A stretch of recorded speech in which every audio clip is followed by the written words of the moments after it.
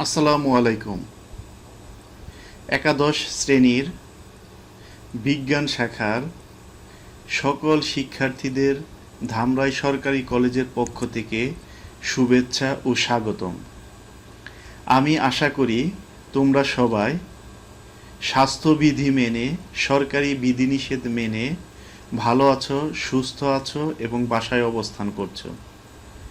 প্রিয় শিক্ষার্থীরা, সারা পৃথিবী কোভিড-19 বা করোনা রোগে আক্রান্ত।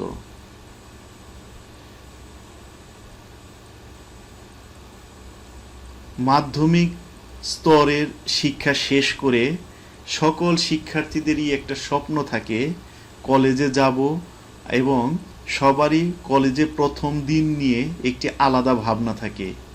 কিন্তু এবারের বিষয়টি সম্পূর্ণ আলাদা। কিন্তু পরিস্থিতি অনুকূলে না থাকলেও আমাদের বসে থাকলে চলবে না। আমাদের পরিস্থিতি মোকাবেলা করে এগিয়ে যেতে হবে। এরই ধারাবাহিকতায় সরকারের নির্দেশনা মোতাবেক সকল শিক্ষা প্রতিষ্ঠানের মতো ধামরাই সরকারি কলেজেও অনলাইন ক্লাস এর ব্যবস্থা করা হয়েছে। প্রথমেই আমি আমার পরিচয় দিয়ে নিচ্ছি। আমি মোহাম্মদ সাইদ আনোয়ার, প্রভাষক, পদার্থবিজ্ঞান বিভাগ, ধামরাই সরকারি কলেজ। বিজ্ঞানের প্রিয় শিক্ষার্থীরা, পদার্থবিজ্ঞান বিভাগে মোট 2 জন শিক্ষক রয়েছেন। একজন হচ্ছেন জনাব মোহাম্মদ ফারুক হোসেন স্যার, সহকারী অধ্যাপক এবং বিভাগীয় প্রধান। এছাড়া রয়েছি আমি মোহাম্মদ সাইদ আনোয়ার, প্রভাষক, পদার্থবিজ্ঞান বিভাগ। আমরা 2 জন শিক্ষকই পর্যায়ক্রমে তোমাদের সাথে পদার্থবিজ্ঞান বিষয়টি নিয়ে আলোচনা করব। প্রিয় শিক্ষার্থীরা, জাতীয় জীবনের উন্নয়নে এবং গতিশীল জাতি গঠনের ক্ষেত্রে শিক্ষার কোনো বিকল্প নাই। সুশিক্ষিত জনগোষ্ঠী ছাড়া দ্রুত পরিবর্তনশীল বিশ্বের চ্যালেঞ্জ মোকাবেলা করে দেশকে উন্নয়ন ও সমৃদ্ধির দিকে নিয়ে যাওয়া অসম্ভব। অর্থাৎ আমি বলতে চাচ্ছি যে বর্তমান পৃথিবীর চ্যালেঞ্জ মোকাবেলা করে দেশকে উন্নত এবং সমৃদ্ধ করার জন্য দরকার সুশিক্ষায় শিক্ষিত জনগোষ্ঠী। প্রিয় শিক্ষার্থীরা, তোমরা মাধ্যমিক স্তর অতিক্রম করে উচ্চ মাধ্যমিক স্তরে প্রবেশ করেছ। জীবনের প্রতিটি শিক্ষার স্তরই গুরুত্বপূর্ণ। তারপরেও বলা চলে যে উচ্চ মাধ্যমিক স্তর অর্থাৎ এইচএসসি লেভেল যেটাকে আমরা বলি, অনেকে আমরা এটাকে ইন্টারমিডিয়েট বলি, এই লেভেলটা হচ্ছে সবচেয়ে বেশি গুরুত্বপূর্ণ আমার কাছে মনে হয়। কেননা তুমি যখন উচ্চ শিক্ষায় প্রবেশ করবে, তুমি বিশ্ববিদ্যালয় কিংবা মেডিকেল কলেজ কিংবা ইঞ্জিনিয়ারিং বিশ্ববিদ্যালয়, তুমি উচ্চ শিক্ষার যে শাখাতেই যাও না কেন, তোমার ভর্তি পরীক্ষা অনুষ্ঠিত হবে এই এইচএসসি সিলেবাসের উপরে। কাজেই এইচএসসি লেভেলের যে শিক্ষা বা পাঠ্যক্রম রয়েছে, এই শিক্ষা বা পাঠ্যক্রম যদি খুব ভালোভাবে অনুধাবন করে আত্মস্থ করা যায়, ভালো ফলাফল করা যায়, তাহলে একজন শিক্ষার্থীর ভালো উচ্চ শিক্ষার পথ সুগম হয়। প্রিয় শিক্ষার্থীরা, আমি বলতে চাচ্ছি যে সুশিক্ষিত জনগোষ্ঠী দরকার, আর এই জন্য শিক্ষা দরকার।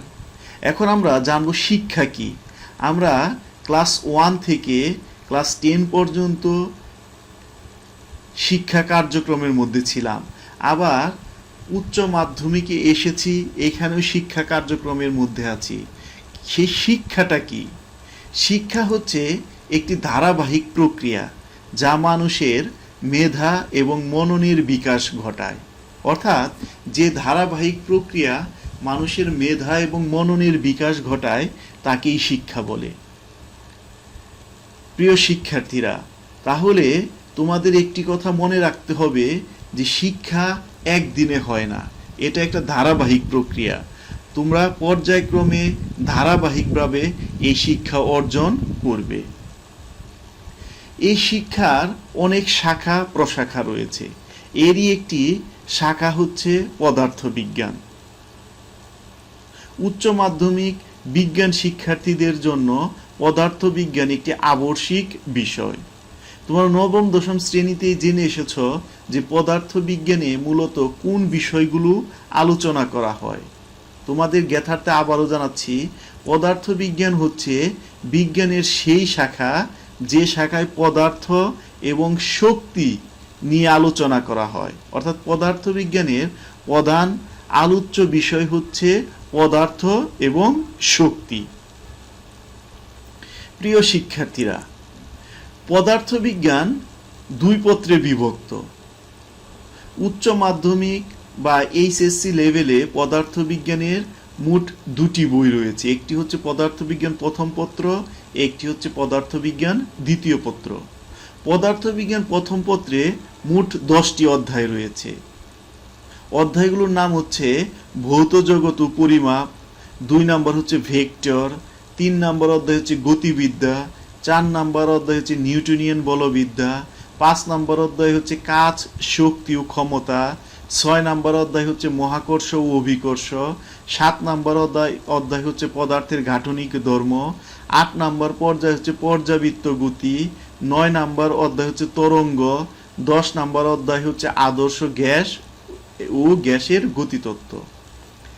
আর পদার্থবিজ্ঞান দ্বিতীয় পত্রে মোট অধ্যায় রয়েছে 11টি।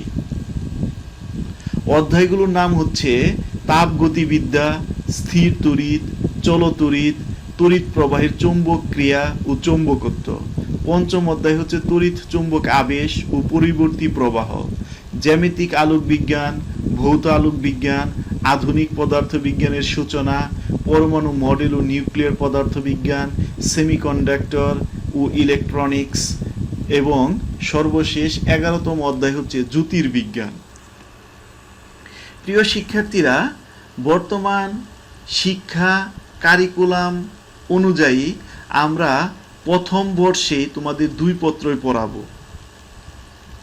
2 পত্র পড়াবো বলতে প্রথম পত্র থেকে আমরা প্রথম বর্ষে পড়ব হচ্ছে 40% এবং প্রথম পত্র থেকে পড়ব হচ্ছে আমরা 60% এবং দ্বিতীয় পত্র থেকে পড়ব হচ্ছে আমরা 40%।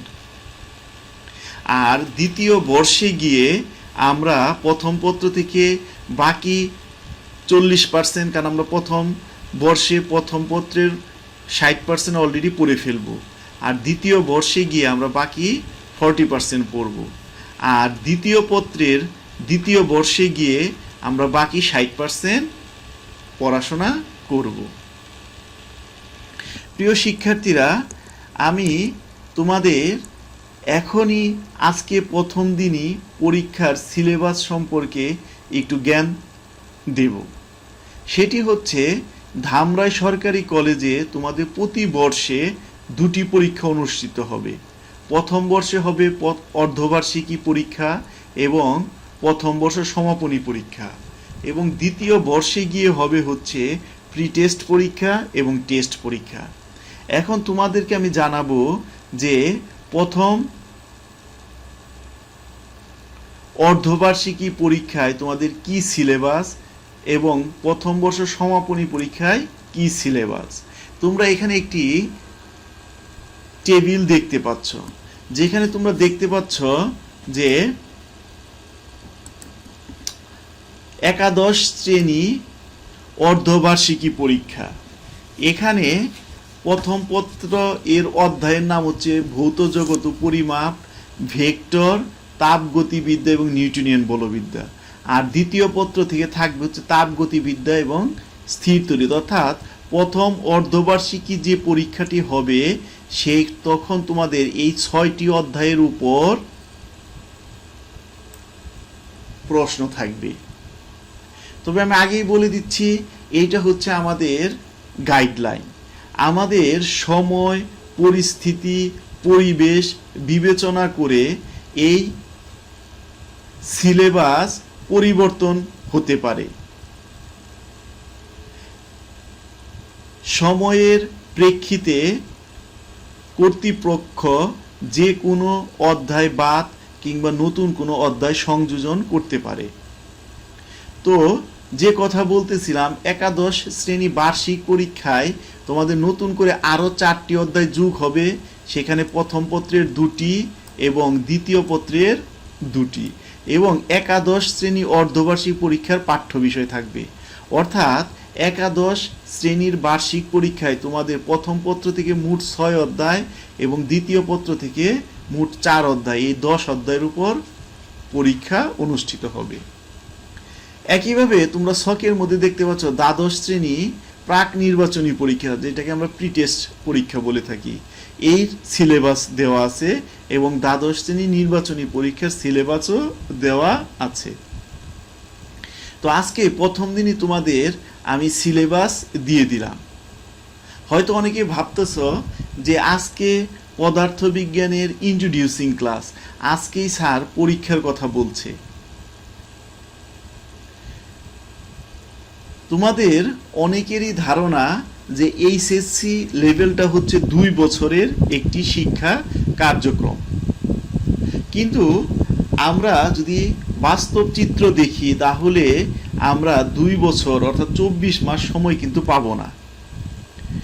কোভিড-19 বা করোনা ভাইরাস পরিস্থিতি ইনশাল্লাহ অবশ্যই ভালো হয়ে যাবে, আর সব কিছু যদি ভালো হয় তাহলে তোমরা 2020 এবং 2021 শিক্ষাবর্ষের শিক্ষার্থীরা 2022 সালে এইচএসসি পরীক্ষা দিবে।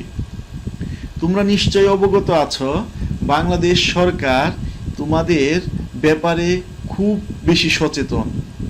তোমাদের পরীক্ষা এখন একটি নির্দিষ্ট ছকে নিয়ে এসেছে। সবসময় দেখা যায় যে এপ্রিল মাসে এইচএসসি পরীক্ষা অনুষ্ঠিত হয়, তাহলে ধরা যায় যে 2022 সালের এপ্রিল মাসে তোমরা এইচএসসি পরীক্ষা দিবে। এখন 2020 সালের অক্টোবর মাস, অক্টোবর মাসে যদি আমি পুরাটাও ধরি তাহলে October, November, December, that means 2020 সালে সময় আছে 3 মাস, 2021 সালে সময় আছে 12 মাস, এবং 2022 সালে তোমাদের যদি এই এপ্রিলে পরীক্ষা হয় তাহলে জানুয়ারি, ফেব্রুয়ারি, মার্চ, তাহলে 3 মাস।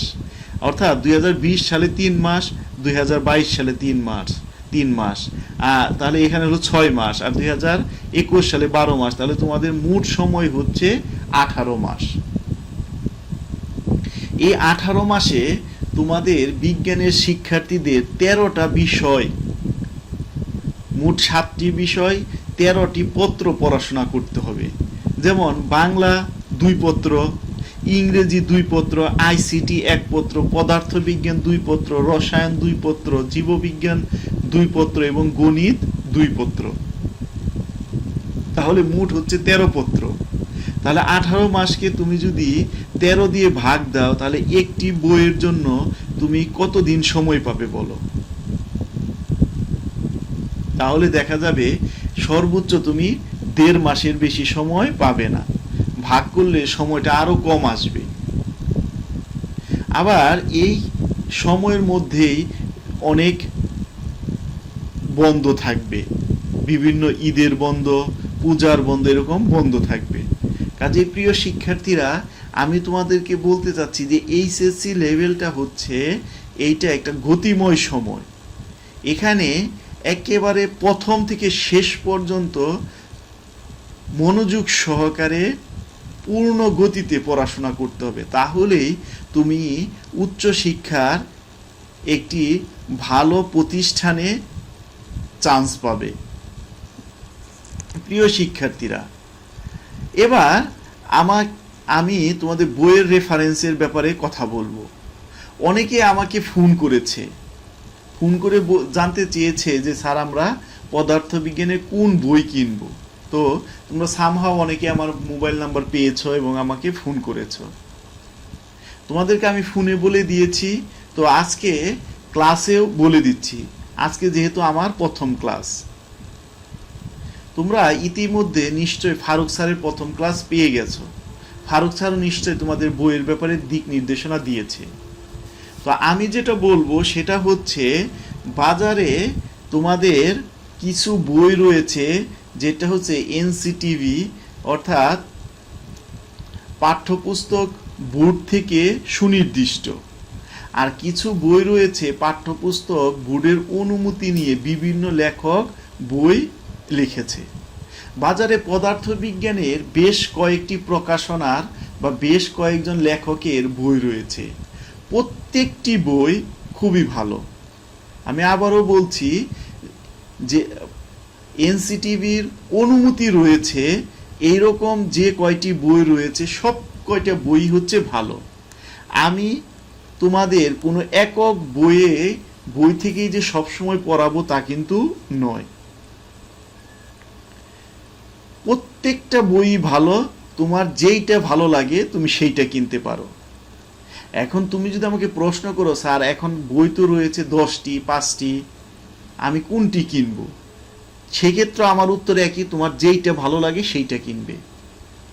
তারপরেও যদি বলো স্যার আপনি একটি বইয়ের নাম আমাকে বলে দেন, সেক্ষেত্রে আমি বলবো যে তোমরা একটি বই হিসেবে নাভিসা প্রকাশনীর ডক্টর ননীগোপাল স্যারের বইটি কিনতে পারো।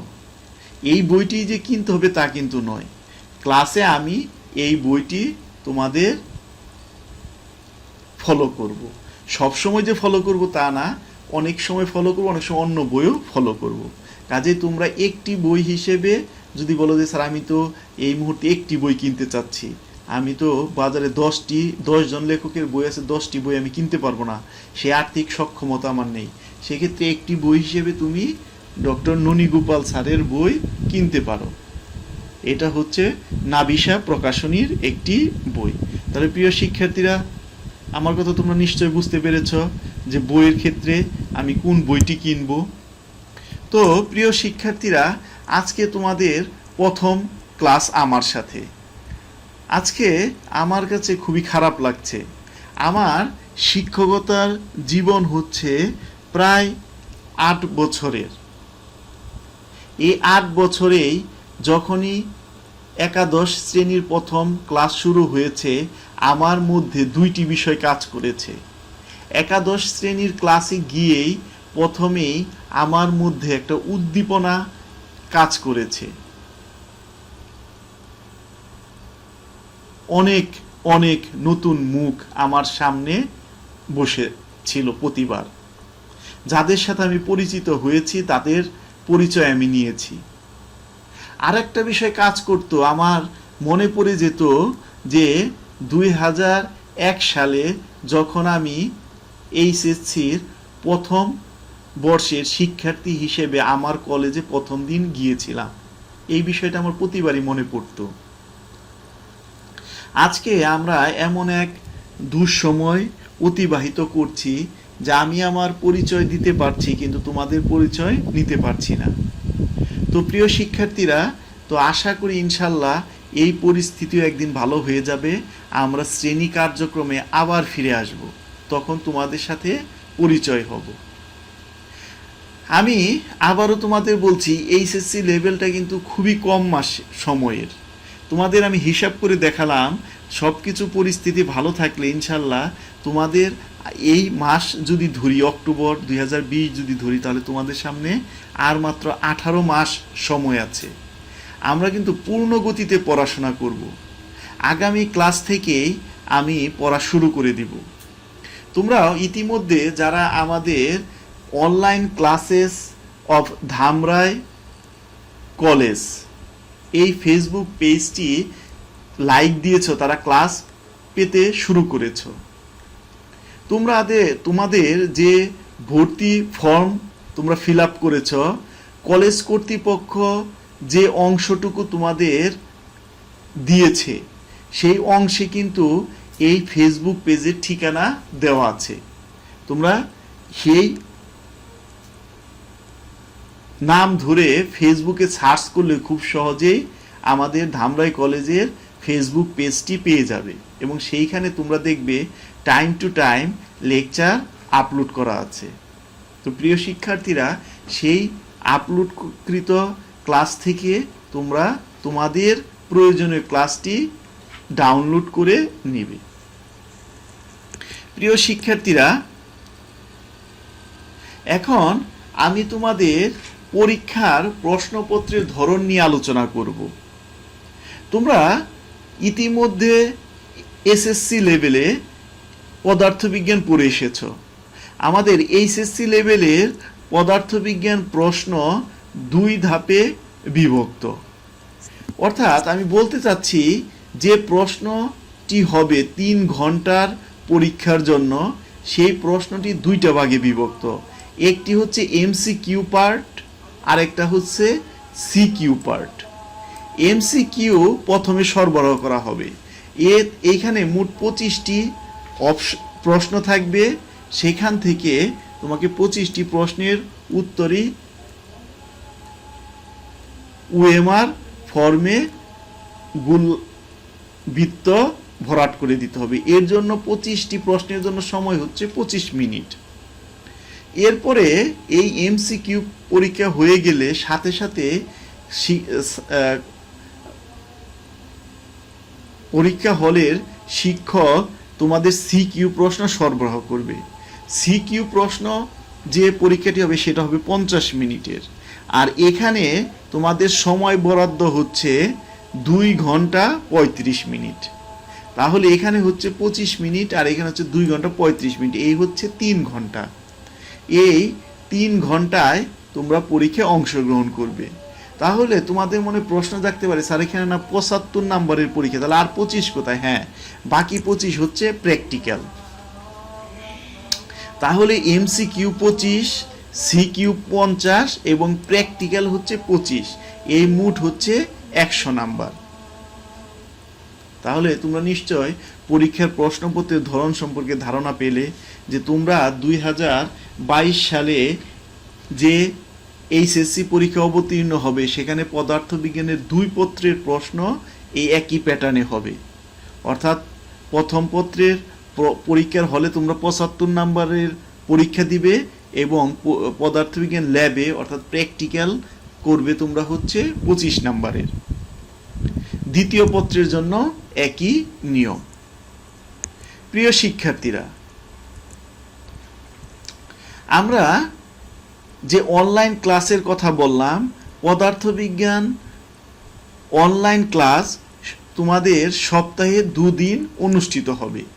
একটি হচ্ছে রবিবার আর একটা হচ্ছে বুধবার। রবিবার সকাল 10:20 থেকে 11টা পর্যন্ত, আর বুধবার 11টা থেকে 11:40 পর্যন্ত। প্রিয় শিক্ষার্থীরা, আমাদের রুটিনে যদিও এই সময় বলা আছে, তোমরা দেখবে সকাল 10টার মধ্যে উভয় দিন, রবিবার এবং বুধবার 2 দিনই দেখবা সকাল 10টার মধ্যেই আমাদের যে ফেসবুক পেজ রয়েছে সেই ফেসবুক পেজে পদার্থবিজ্ঞান ক্লাস আপলোড করা আছে। এখন তোমার মনে প্রশ্ন জাগতে পারে যে আমি পদার্থবিজ্ঞান ক্লাস আমি বুঝবো কিভাবে? সেটা রসায়নের ক্লাস না পদার্থবিজ্ঞানের ক্লাস না জীববিজ্ঞানের ক্লাস না পৌরনীতির ক্লাস না সমাজকর্মের ক্লাস? তুমি প্রত্যেকটা ক্লাসের নিচে শিরোনাম দিয়ে থাকবে, শ্রেণী উল্লেখ থাকবে, বিষয় উল্লেখ থাকবে। শ্রেণী এবং বিষয় দেখেই তুমি বুঝতে পারবে, যেখানে লেখা থাকবে শ্রেণী একাদশ বিষয় পদার্থবিজ্ঞান, তাহলে তুমি বুঝতে পারবে এটি হচ্ছে তোমার ক্লাস। প্রিয় শিক্ষার্থী, তোমরা সবাই জানো যে তোমরা যে এসএসসি পাশ করলে সেই এসএসসিতে এবার পাশকৃত মোট শিক্ষার্থীর পরিমাণ ছিল প্রায় 17 লাখ, সব কিছু মিলিয়ে মাদ্রাসা এবং জেনারেল শিক্ষা দুটো মিলিয়ে, কারিগরি এবং জেনারেল। এর মধ্যে প্রায় 14 লাখ শিক্ষার্থী ভর্তি হয়ে গেছে। তো এবার এই সবাই কিন্তু একই পদ্ধতিতে ক্লাস করছে। কাজেই তোমার পরিস্থিতির সাথে মানিয়ে নেওয়ার সক্ষমতা অর্জন করতে হবে। অনেকেই ভাবতেছ যে এখন অনলাইন ক্লাস শুরু হয়েছে, করবই, এই করতে করতে কিন্তু সময় চলে যাবে। আর তোমরা যদি এইচএসসি যে সময়টা, এই সময়টা যদি তোমরা প্রপারলি ইউটিলাইজ করতে না পারো, তাহলে কিন্তু তোমাদের আর ভালো প্রতিষ্ঠানে উচ্চ শিক্ষা গ্রহণ করা সম্ভব হবে না। তুমি যদি দেশের নামকরা বিশ্ববিদ্যালয়, মেডিকেল কলেজ এবং ইঞ্জিনিয়ারিং বিশ্ববিদ্যালয়ের দিকে তাকাও, তাহলে দেখবে যে এখানে খুব বেশি সিট বরাদ্দ নেই, কিন্তু শিক্ষার্থীর সংখ্যা হচ্ছে অনেক বেশি। কাজে ভালো শিক্ষা প্রতিষ্ঠানে যদি তুমি ভর্তি পরীক্ষায় টিকতে চাও, ঢাকা বিশ্ববিদ্যালয়, BUET, Dhaka medical college, Suhrawardy medical college, এরকম জাহাঙ্গীরনগর বিশ্ববিদ্যালয়, রাজশাহী বিশ্ববিদ্যালয়, চিটাগং বিশ্ববিদ্যালয়, কুয়েট, রুয়েট, চুয়েট বা অন্যান্য মেডিকেল কলেজ, যে বিভিন্ন মেডিকেল কলেজ হয়েছে, এছাড়াও বিভিন্ন আরও যে বিশ্ববিদ্যালয় রয়েছে, যেমন শাহজালাল বিশ্ববিদ্যালয়, টাঙ্গাইলের মৌলানা ভাসানী বিশ্ববিদ্যালয়, এরকম বিভিন্ন যে বিশ্ববিদ্যালয়গুলো রয়েছে, গাজীপুরে বঙ্গবন্ধু ডিজিটাল বিশ্ববিদ্যালয়, এরকম যে বিভিন্ন বিশ্ববিদ্যালয়গুলো রয়েছে, এই সমস্ত বিশ্ববিদ্যালয়ে তুমি যদি একটা ভালো সাবজেক্টে পড়তে চাও, তাহলে কিন্তু তোমাকে ভর্তি পরীক্ষা দিয়ে টিকতে হবে। আর সেখানে তুমি দেখবে খুব অল্প সংখ্যক সিট, শিক্ষার্থী অনেক বেশি। কাজেই সেইখানে তুমি যদি নিজেকে যোগ্য এবং ভর্তি যুদ্ধে জয়ী করতে চাও, তাহলে কিন্তু তোমাকে এই যে সময়টা বললাম আমি, 18 মাস তোমাদের সামনে আর সময় রয়েছে, এই 18 মাস তোমাকে প্রপারলি ইউটিলাইজ করতে হবে। তাহলেই তোমরা ভালো প্রতিষ্ঠানে চান্স পাবে এবং এইচএসসিতে ভালো রেজাল্ট অর্জন করবে। তো প্রিয় শিক্ষার্থীরা, আজকে প্রথম ইন্ট্রোডিউসিং লেকচার ছিল। আমি সত্যি ভারাক্রান্ত যে আজকে আমি আমার পরিচয় দিতে পারলাম, কিন্তু তোমাদের পরিচয় নিতে পারলাম না। তো ইনশাল্লাহ একদিন অবশ্যই তোমাদের পরিচয় নেব, ক্লাস কার্যক্রমে ফিরব। তো আমি আজকে লেকচার আর দীর্ঘায়িত করব না। তো লেকচারের শেষ মুহূর্তে তোমাদেরকে যে বিষয়টি বলবো সেটি হচ্ছে, অবশ্যই সরকারি নির্দেশনা মেনে চলবে, স্বাস্থ্যবিধি মেনে চলবে, প্রয়োজন ছাড়া অযথা বাইরে যাবে না। আর যদি প্রয়োজনে বাইরে যেতে হয়, তাহলে স্বাস্থ্যবিধি মেনে বাইরে যাবে। আর যে অনলাইন ক্লাস কার্যক্রম শুরু হয়েছে, এই অনলাইন ক্লাস কার্যক্রমের সাথে যুক্ত থাকবে এবং বাসায় সেই অনুসারে পড়াশোনা করবে। আমি আগামী লেকচার থেকেই পাঠ্যপুস্তকে প্রবেশ করব। আর এর মধ্যেই তোমরা যারা বই কিনে ফেলেছ, কংগ্রাচুলেশন। আর যারা বই কিনোনি, তারা বই কিনে ফেলো। বই কেনার ব্যাপারে তো আমি বলেই দিয়েছি, স্পষ্টভাবে বলেছি, তোমরা যে কোনো রাইটারের বই কিনতে পারো। আর আমার কাছে যদি বলো, তাহলে আমি বলবো যে তুমি যে কোনো বই কিনতে পারো। তারপরেও যদি বলো স্যার একটি বই, তাহলে সেক্ষেত্রে বলবো নাবিশা প্রকাশনী ডক্টর ননী গোপাল স্যারের বইটা তোমরা কিনতে পারো। তো প্রিয় শিক্ষার্থী, সবাইকে ধামরাই সরকারি কলেজের পক্ষ থেকে, বিজ্ঞান বিভাগের পক্ষ থেকে, পদার্থ বিজ্ঞান বিভাগের পক্ষ থেকে শুভেচ্ছা, স্বাগতম। আসসালামু আলাইকুম।